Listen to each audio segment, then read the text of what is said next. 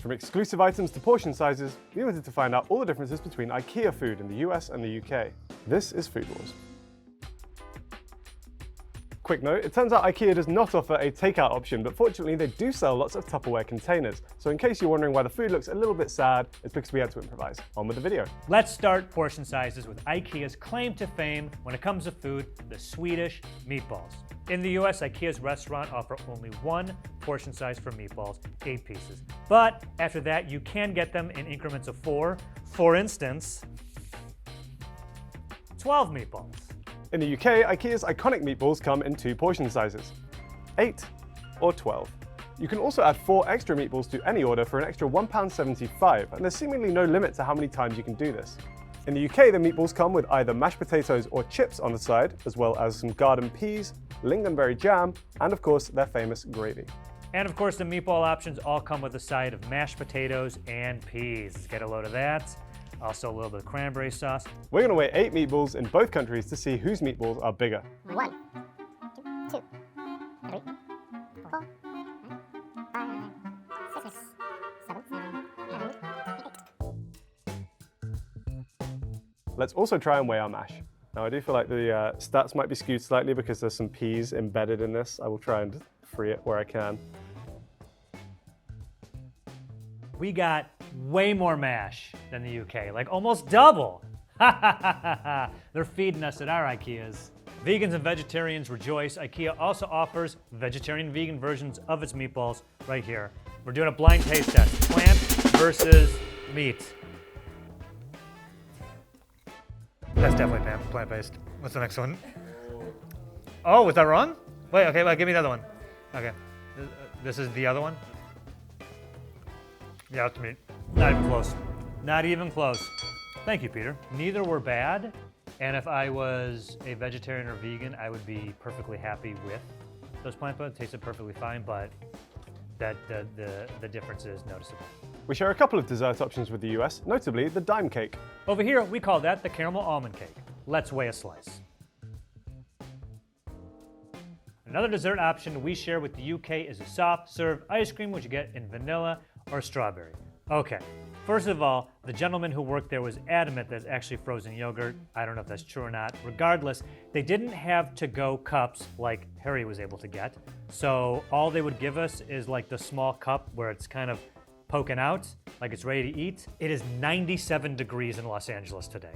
There's absolutely no way that was making it from IKEA to the car, let alone the studio. So here's footage of me enjoying it in the lobby of IKEA.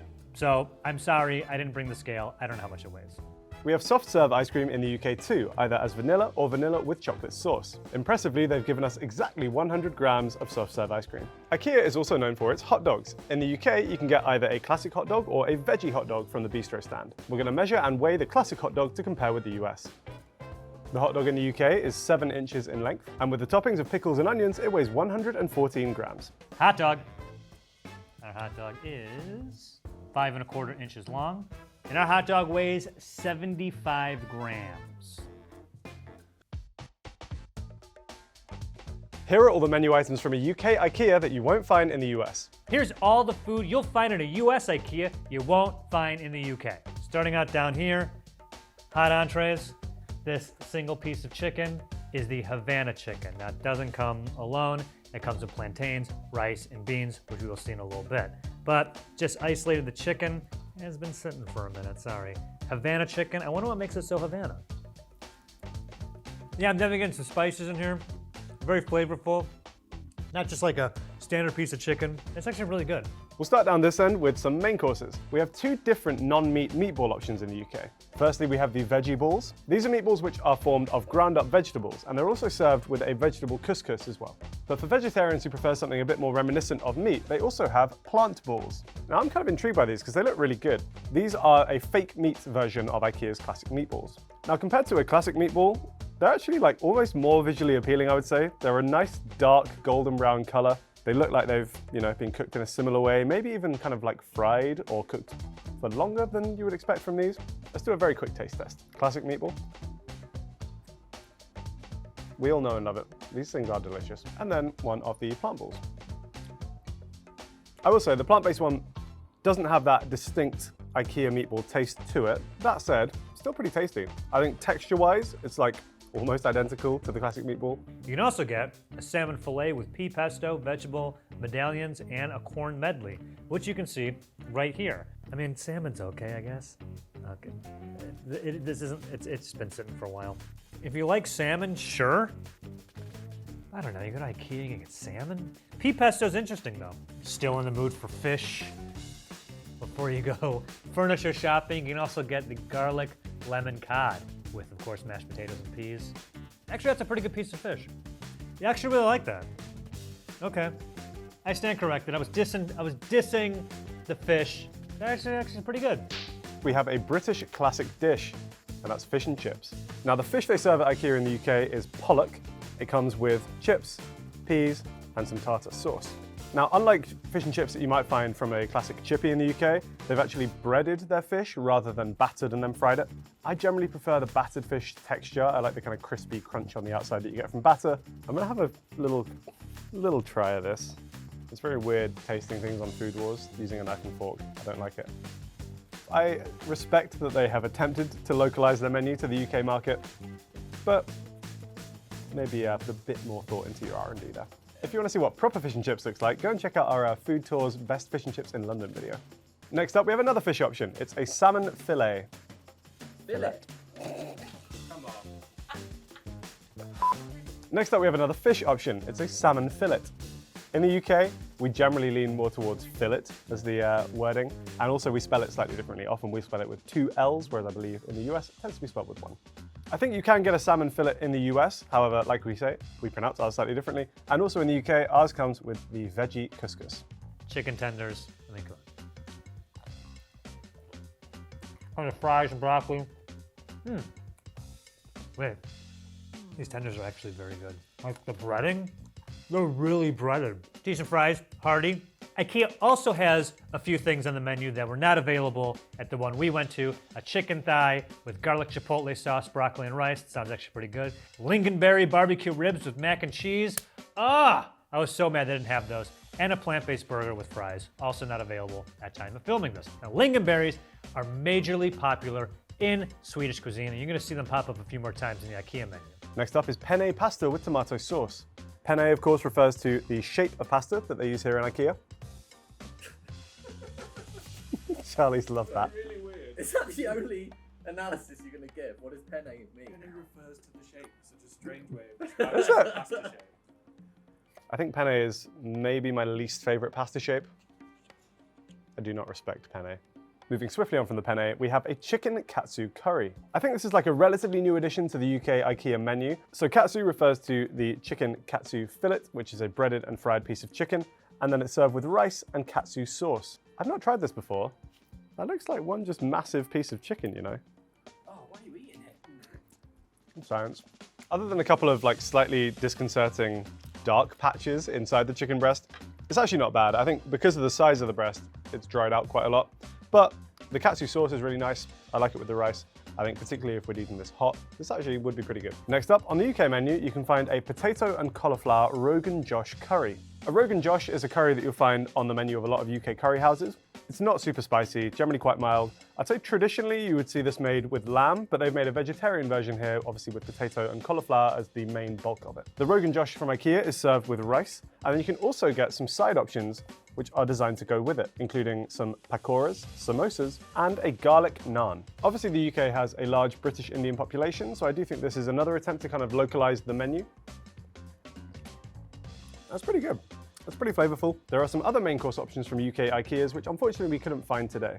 These include such things as butternut squash and sweet potato soup, Mangalore chicken curry, butternut squash blue cheese and caramelized onion pie, chili sin carne, garlic butter chicken pie, and leek and potato soup. I would like to move on to sides. Right here we have the vegetable medallions. I like veggies presented like this, just like in a little puck, just bite into it. Looks like it has some broccoli, mostly potato friendly. A little onion. Yeah, not bad, decent side. It's like, it's like broccoli potatoes, like broccoli mashed potatoes. The Havana chicken that I mentioned earlier, this is the beans and rice it comes with. I don't know if they mix them up or just got mixed up in transit, but yeah, beans and rice, let's go. This is just white rice and black beans. Like, I don't taste any additional flavor to this at all. They do sometimes offer plantains. Again, the Ikea we went to today did not have plantains, but they did have a garlic bread. I think that's an exclusive. On to the Ikea cold dishes. They have a veggie dog. Well, the veggie dog wrap is under the cold dishes according to the script. And this veggie dog is cold, maybe it's been sitting a while. Either way, it's not very good. Also, they have a Greek salad. Also, the Caesar salad, which once again, I mean, this is a pretty low effort. A Stockholm salad. Not to be confused with Stockholm Syndrome, which I'm starting to feel right now eating this food. Salmon, lettuce, lemon. Sure. That's not bad, actually. I like this sauce that's turning color under these lights and this salmon. We're not quite sure what is in this salad with the sauces right now, but through the miracle of editing, we can put that on the screen, right? And that's what it is. Tastes pretty good. Also, you get a BLT chicken wrap. Not bad. If you like wraps and BLT and chicken. Also, at a US Ikea, which was not available at time of filming this at our Burbank Ikea, is a Greek veggie ball wrap and marinated salmon. The UK's cold plate menu is pretty bland in comparison. The only one they had today was this marinated salmon plate, but we can also get an egg and shrimp sandwich with mayo, marinated salmon wrap, small salad bowl, and a tomato and mozzarella salad. I guess I'll give the salmon a quick try. I do like smoked salmon. Here, of course, they call it gravlax because it's the traditional Swedish way, and it comes with a dill sauce and some lemon. Fairly mild flavor. I like the kind of herb crusting that you get. The dill sauce is pretty dilly. And now on to desserts. There are 3 exclusive Ikea US desserts. I was only able to get one of them. So the first would be the strawberry shortcake, not available at the time of shooting this. The second is this, the caramel almond cake. And the third is the infamous chocolate layered cake, also known as the conspiracy cake. I asked everyone there, please tell me you have chocolate cake. And they all said, no chocolate cake at the Burbank Ikea. Today, at least. Tragically, we don't have the conspiracy cake here in the UK, but we do have some other exclusive dessert options. For example, this delightful looking strawberry tart. There's some real pieces of strawberry in there. I like the pastry, I like the cream, I like the fresh strawberries. Whatever the kind of strawberry syrup jelly stuff that they've kind of put around the outside is, it's okay, but it has like a slightly, almost like medicinal quality to it that I don't really love. It almost reminds me of Calpol. I don't know if you have that in the US, but it's like a medicine that's marketed towards children in the UK. Next up, we have Ikea's famous dime cake. Now, you do have this on the menu in the US. However, I believe you guys call it something slightly different. I think caramel almond cake. Is Dime not a particularly big brand name in the US? Because over here in the UK, I'd say most people are familiar with Dime as a chocolate brand. Harry was just talking a minute ago about the Dime cake, the DM cake, D-A-A-M cake. I've never heard of it. I've never heard of that brand. I have no idea what it is. I'm sorry. But we do have this, which I think is supposed to be similar. Oh yeah, this is fantastic. I'm getting one of these every time I go. I'm gonna get one of these and I'm gonna get the chocolate cake. I'm gonna be on the lookout for it now. It's maybe not quite as popular in the UK as it used to be. It reminds me of my granddad a lot because he used to really love a dime bar. I wouldn't see many people my age going for it, but still very tasty if you're in the mood for it. And this cake is sensational. You get these layers of chocolate, this kind of biscuity crumb, and these kind of like, I thought almost pancakes in the middle. I think these dividing lines might almost be kind of cold, chilled pancakes. This might be my favorite thing on the menu. This is why I'm making excuses to go to Ikea. They did have these at the register, and this also says Dime on it. Have you seen that? Yeah, okay. This tastes like this. Never heard of this, but it's very good, and this is fantastic. Maybe they just rebranded it because no one in the US knows what dime cake is. Our next dessert option is a cheesecake with blueberries and raspberries. It's a very soft cheesecake, really like easy to cut. There's like a nice baked crumb on top. There's a layer of the berry stuff, so there's some blueberries in there, some raspberries. Then finally we have these under the sea Rocky Road biscuits. Obviously Rocky Road in the UK is a dessert, which is usually like a no-bake dessert made of things like melted chocolate, golden syrup, marshmallows, even things like cornflakes, pieces of biscuit, that sort of thing. All just kind of mixed together, left to set, and then you have a nice, easy dessert. It turns out what makes this under the sea is that they have a kind of animal stamp in icing on top of it. Here we have this nice octopus, and here we have a couple of dolphins. I think when I eat a Rocky Road, I kind of want some more distinct elements. I like being able to bite into it and crunch through a bit of biscuit or chew through a raisin or something. Whereas with this one, it's kind of all blended together, so you don't really get the like texture contrasts. The flavor's very much there. It's still all those elements that I'm used to in terms of the flavor. You may also be able to find some other dessert options on a UK menu, which we couldn't find today. These include things like a caramelized biscuit cheesecake, a chocolate clementine bomb, an elderflower and lemon cake, a gooey chocolatey cake, a lemon cheesecake, rhubarb and custard cake, and a strawberry jelly. Aside from its restaurant, Ikea also has the Swedish bistro for quick bites. The bistro serves quick bites like hot dogs and pizza slices that you can generally grab on your way out of the store. A few exclusives we had, of course, was pizza slice. There it is. I went with cheese. Is this like Costco where like, surprise, Ikea has amazing pizza? This is a really good slice of pizza. I can't tell, but I think this was oven cooked. Fire oven cooked, not just like the pizza. This has like a brick oven. It's not as good as Costco, but it's pretty good. Wow, weird. Ikea's got good pizza. Good on you, Ikea. You can also get this giant bistro pretzel. Look at those. I didn't like a little braid here. Look at me, I'm a Jedi. But you are not a Jedi yet. And it comes with mustard. They didn't have the mustard either, man. I don't know. Is it because I went at 10:30 in the morning and the stuff hadn't shown up yet? They didn't have anything. A pretzel with no mustard. No. You guys get something. Also at the US Ikea Bistro, you can get a marinated salmon baguette. They didn't have it. We have a few exclusive bistro options of our own in the UK. Firstly, if you like the onions on the hot dog, you can just get a side of fried onions. Next up, we have these, which are chickless strips. So these are a plant-based version of a chicken tender. I'd say they look pretty good. They kind of passed the visual test. Yeah, when I tore this apart, I was worried that the texture wasn't going to be right, and unfortunately it's not. It's very spongy, it's very mushy. It just needs a little bit more texture. It's just like to make it resemble a chicken tender a little bit more. Obviously, when you get an actual piece of chicken tender or chicken breast, you can kind of tear it and you see those strips and the fibers. They just really haven't got that here. Flavor's not too bad though. We can also get chips from the bistro in the UK. It doesn't seem like you guys can do this in the US. We have our veggie dog option, which comes with the same toppings as the regular hot dog. So here we got fried onions. You can also get some with pickles. The veggie dog in the UK isn't like a plant-based meat thing. It is just vegetables. So it looks like there's some kale in there, some carrot, maybe like some mustard seeds. I think that, with the fried onions, with the pickles and some sauce, actually a pretty good veggie option. Then we have some drink options, notably milkshakes. In the UK, you can get milkshakes in 4 flavors: vanilla, chocolate, strawberry, and banana. We've got a banana one today, for a little sip. That's not bad, pretty gentle banana flavor. It's mostly just ice cream, but with like a little bit of flavoring in there, which who could say no? Ikea in the UK does serve breakfast, although unfortunately when we arrived today, they weren't serving it. The options that you'll find there are pretty much everything that you would normally find on a full English breakfast. So it includes things like bacon, sausages, hash browns, beans, tomatoes, mushrooms, black pudding. Sometimes you'll find things like patty scones as well, and you can also get white or wholemeal toast. If breakfast platters aren't your thing, then you can also just go for some fruit or some porridge. Breakfast!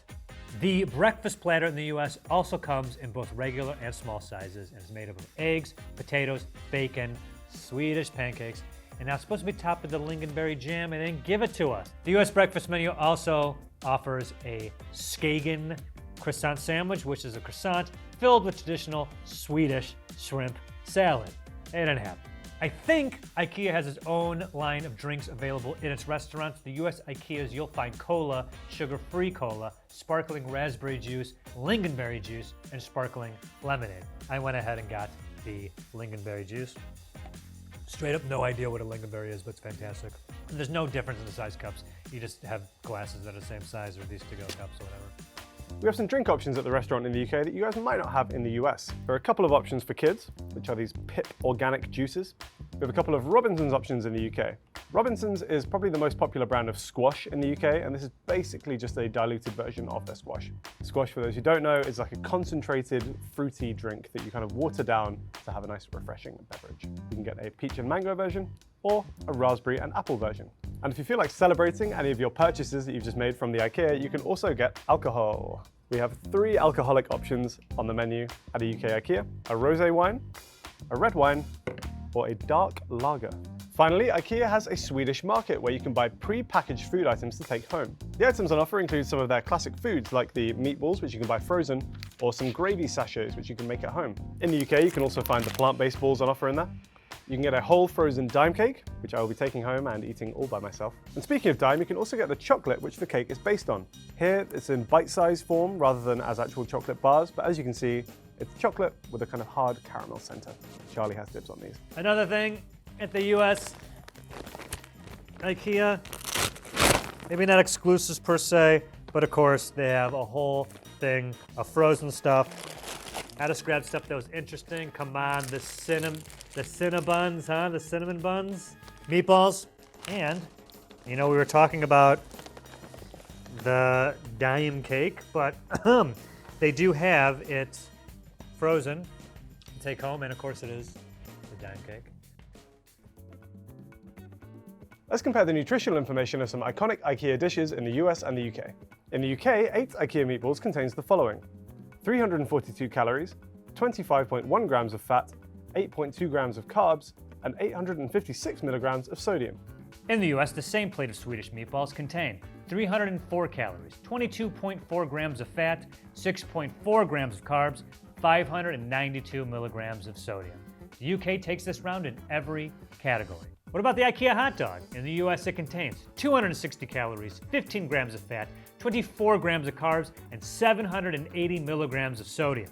And in the UK, the hot dog contains 293 calories, 15.2 grams of fat, 29.5 grams of carbs, and 708 milligrams of sodium. Looks like the UK version is higher in calories and fat once again. USA, baby! What's actually in the iconic IKEA meatballs? According to the IKEA website, if you want to make their meatballs at home, you use the following ingredients: beef mince, pork mince, onion, garlic, breadcrumbs, milk, egg, and salt and pepper to taste.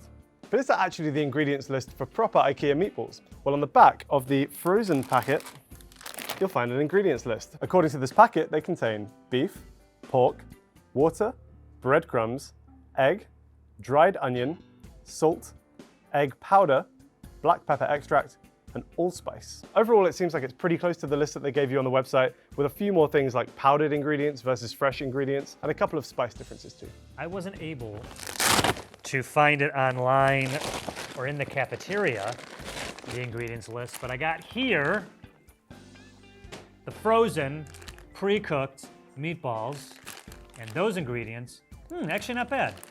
Assuming these are the ones that they have in the cafeteria in the US, the ingredients for this is beef, pork, water, breadcrumbs made of unbleached wheat flour, salt, yeast, whole eggs, salt, dehydrated onion, egg white, that's not plural, egg white, singular, spices. That's not bad, I think, for a prepackaged product, right? It's like, well, that's, it's what's in them, right? While we're on the subject of IKEA ingredients, one thing that UK viewers might remember was our infamous horse meat scandal. Back in 2013, a number of foods in the UK claiming to be beef or pork were actually found to contain traces of horse meat. While this wasn't necessarily a health issue, it did raise some major questions concerning the traceability of foods throughout supply chains. And unfortunately, IKEA was also caught up in this scandal. Czech authorities found traces of horse meat in some IKEA meatballs that had been produced in Sweden and shipped all around Europe. Thankfully, the horse meat meatballs were found before they reached consumers. In total, 760 kilograms of meatballs were destroyed. Given the fact that there's no health concerns related to the consumption of horse meat, I think they should have just leaned into it. Just pass them off as like limited edition horse meatballs and just go with it, lads. It's fine. IKEA's food is almost suspiciously cheap, and it's actually one of the ways it tricks you into spending more time and money in its stores. IKEA is basically willing to take its losses with its cheap food prices because it's counting on you to spend a bunch of money on furniture and other household items. A former IKEA executive even referred to the meatballs as the best sofa seller. In the UK, a plate of 8 meatballs, peas, mash or chips, gravy and lingonberry jam will set you back just £4.95. At the time of recording, that's around $6.49. I do have to say that's really cheap. I don't think the quality is that bad. It's really tasty food. And yeah, it's a real bargain. I will make an effort to go via the restaurant if I'm just going through IKEA. Even if I'm just popping in for like 1 or 2 bits, I'm gonna sit down, eat a plate of meatballs. It's good value, it's tasty, I love it. An 8 meatball meal in the US is $9.99, which in the UK is £7.80. That's a 54% increase in the States. Overall, I would say IKEA is pretty popular in the UK. It's most people's go-to for basic furniture and household needs, I would say, especially when people are buying a house or moving house or something like that.